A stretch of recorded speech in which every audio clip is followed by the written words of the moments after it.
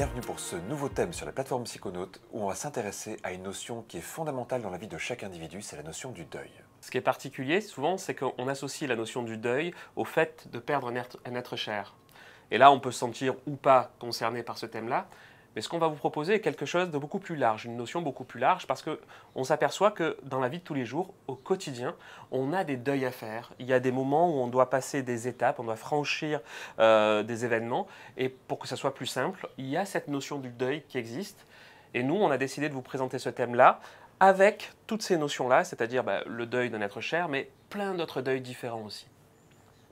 En fait, le deuil, c'est quelque chose qui touche à énormément de moments dans notre vie. On pourrait dire que chaque étape de vie, de la plus petite à la plus grande, va nous confronter à la notion de perte, à la notion de passage d'étape. Et quelque part, dans tout ça, il y a la notion du deuil. Il y a des traditions dans lesquelles, avant de s'endormir le soir, on se dit qu'on est en train de faire le deuil de notre journée. Et ça commence là, un deuil, c'est une perte, c'est quelque chose qui se termine. Mais un deuil, c'est aussi présent dans une relation, c'est aussi présent dans un projet, c'est aussi présent dans un rêve, c'est aussi présent dans des croyances qu'on a pu avoir. Parfois, on fait le deuil de certaines de nos croyances. Donc c'est vraiment une notion transverse. On va vous inviter en fait à découvrir tous les endroits dans votre vie où il y a des deuils qui sont en cours de réalisation, tous les endroits dans votre vie aussi où il y a des deuils qui n'ont pas été faits, pas été terminés, ce qu'on va appeler des histoires inachevées. Et on va voir comment on peut terminer certaines choses, réparer certaines choses et se préparer à passer des étapes importantes. Vous le verrez, certains des éléments qu'on va voir dans ce thème-là peuvent ressembler aussi à un autre thème qu'on a fait qui s'appelle rituel de passage. Et effectivement, dans un rituel de passage, il y a cette idée de passage d'étape. Mais dans ce thème-là, on va quand même venir encore un peu plus dans le détail. Par exemple, Kevin faisait référence à des histoires non terminées. Et les histoires non terminées ont souvent tendance à nous agir au présent. C'est comme s'il y a quelque chose qui vous était arrivé dans le passé, longtemps dans le passé, mais comme l'histoire n'a pas été achevée, comme le deuil n'a pas été fait, l'émotion qui a été créée à ce moment-là vient nous agir au présent et souvent vient nous parasiter au présent. C'est-à-dire que pendant ce thème, on va aller faire une sorte d'examen de vie pour aller chercher ces moments particuliers où tout n'a pas été fait, faire ce qu'il y a à faire, je vous laisserai le découvrir dans les chapitres correspondants, et on l'espère se sentir mieux au présent. En fait, la notion du deuil, elle est très liée à la notion du changement. Tout changement va nécessiter un deuil. C'est une des raisons pour lesquelles c'est pas toujours facile de changer dans sa vie.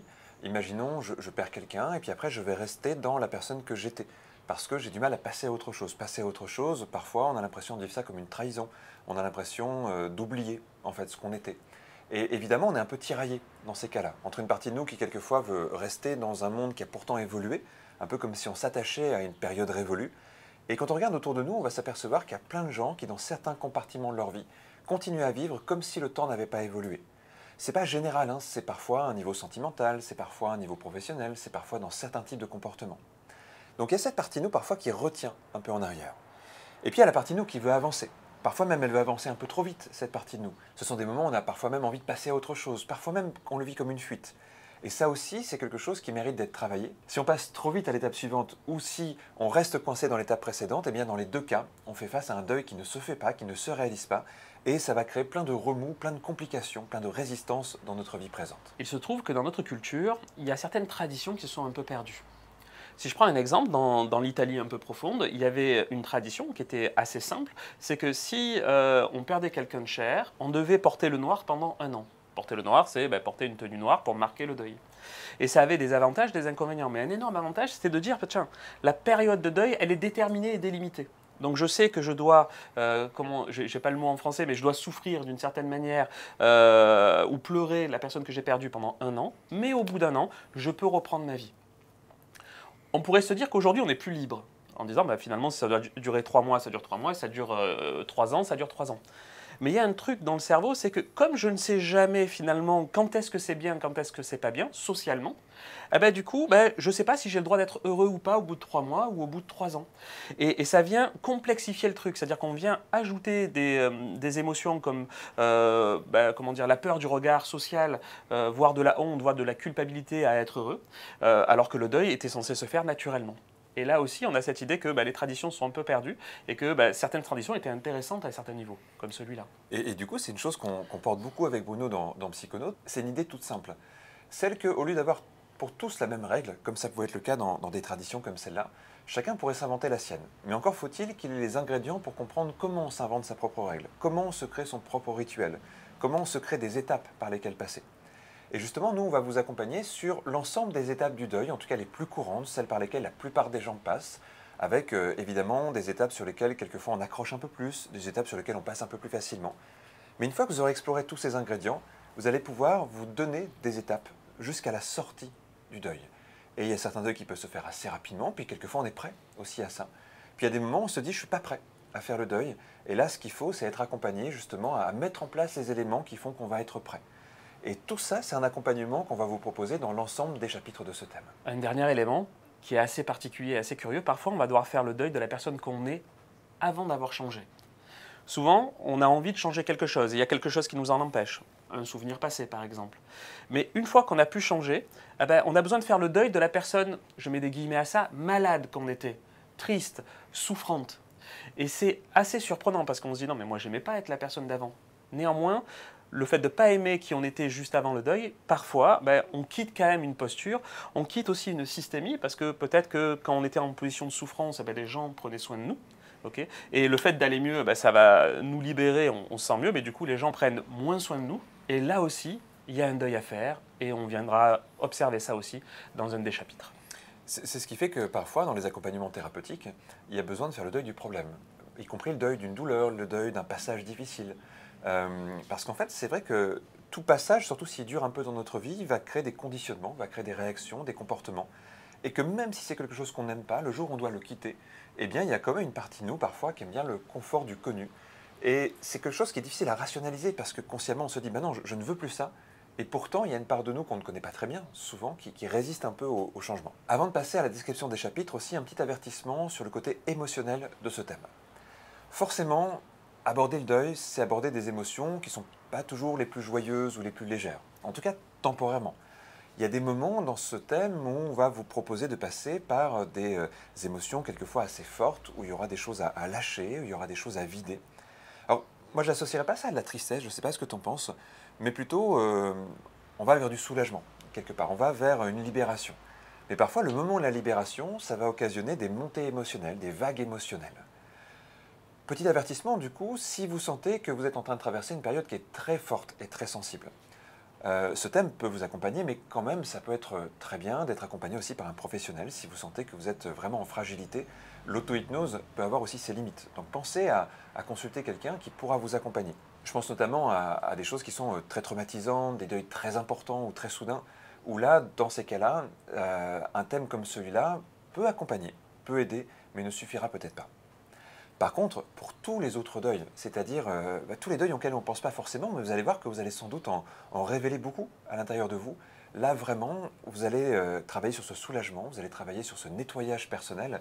Et je pense qu'après ça, vous risquez de vous sentir extrêmement léger et presque régénéré. Parce que quand on fait le deuil, on s'aperçoit que parfois qu'il y avait des choses en nous qui prenaient de la place, qui prenaient de l'énergie.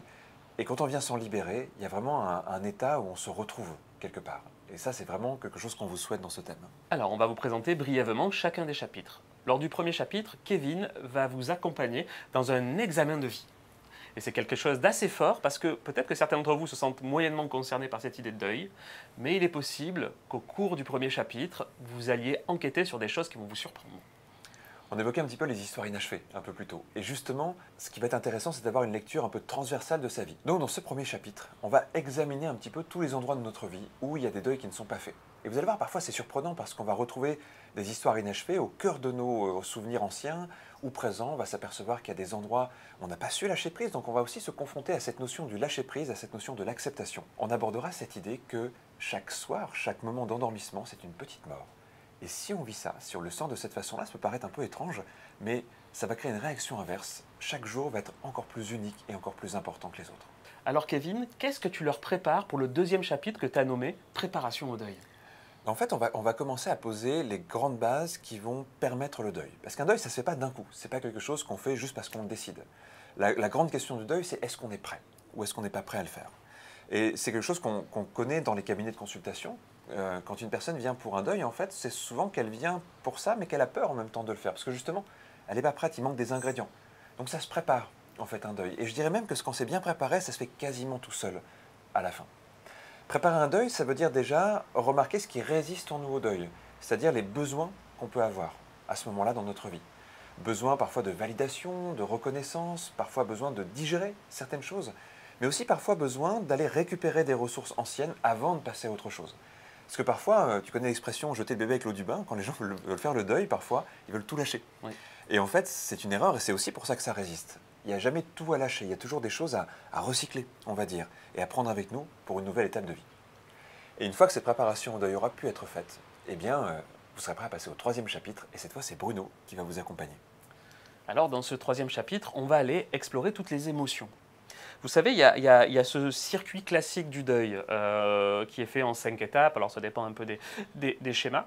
Alors, scientifiquement, c'est faux. C'est-à-dire qu'on n'a pas vraiment beaucoup de moyens d'étayer ça. En particulier, comment dire, le fait que ça se suive exactement comme ça, que ça commence par un choc, puis par le déni, puis par la colère, puis par la tristesse, puis je ne les ai pas tous en tête. Ça, c'est vraiment, vraiment pas soutenu. En fait, chacun peut vivre un deuil à sa manière et dans l'ordre qu'il veut, en fait, au fond. Et il y a certaines étapes qui se feront et d'autres qui ne se feront pas. Néanmoins, aller explorer les émotions qui sont associées à un deuil, c'est super important, en particulier parce qu'on va s'apercevoir qu'en fait, l'émotion, ce n'est pas quelque chose qu'on va contrer, qu'on va vouloir dégager. L'émotion, c'est le moteur pour faire le deuil. C'est une énergie. On va apprendre à la dompter, à l'apprivoiser, toutes les émotions, qu'elles soient colère, tristesse, je sais pas moi, excitation, enfin j'en sais rien, tout ce qu'on peut imaginer dans un deuil. Mais on ne va pas les contrer, on va les utiliser, et c'est ce que je vais vous proposer dans le troisième chapitre. Et enfin, à partir de là, eh bien, vous serez prêt vraiment au moment du deuil. On a appelé ça couper les liens, c'est le titre du 4e chapitre, et c'est Bruno aussi qui va vous accompagner dans cette dernière partie du deuil. Donc il y a vraiment, effectivement, symboliquement ce moment précis où effectivement on coupe les liens avec ce qui nous fait souffrir, avec ce qui nous empêche d'avancer, avec ce qui a été. Et c'est un moment souvent assez fort émotionnellement, donc à ce moment-là, je vais vous proposer de mettre vos propres fusibles aussi. En particulier, si vous avez perdu quelqu'un de très proche il y a très peu de temps, peut-être qu'il faut laisser le temps au cerveau de faire son travail parce qu'il y a vraiment un travail de deuil. C'est-à-dire le cerveau, il a besoin de temps pour connecter des choses, déconnecter des choses. Quand il y a quelque chose d'abrupt, de subite, il faut laisser le temps au cerveau de créer de nouvelles connexions. Donc je compte sur vous, d'accord, pour rester cohérent avec tout ça. Nous, c'est important pour ça. Kevin vous l'a dit tout à l'heure, je le répète ici. Faites-vous accompagner si vous avez besoin. C'est chouette, c'est OK. Couper les liens, c'est vraiment un moment assez fort. C'est marrant parce que j'ai hésité entre appeler ce chapitre-là « Couper les liens » et « Choisir ses liens ». Parce qu'au fond, rien ne vous oblige à couper les liens. On est dans une culture et une société qui vont vous dire « Ah tiens, ça fait longtemps, maintenant passe à autre chose ». Coupe le cordon, ouais, passe à autre chose, oui. Alors qu'en fait, ça devrait être notre choix et c'est ce que je vais vous proposer dans ce chapitre.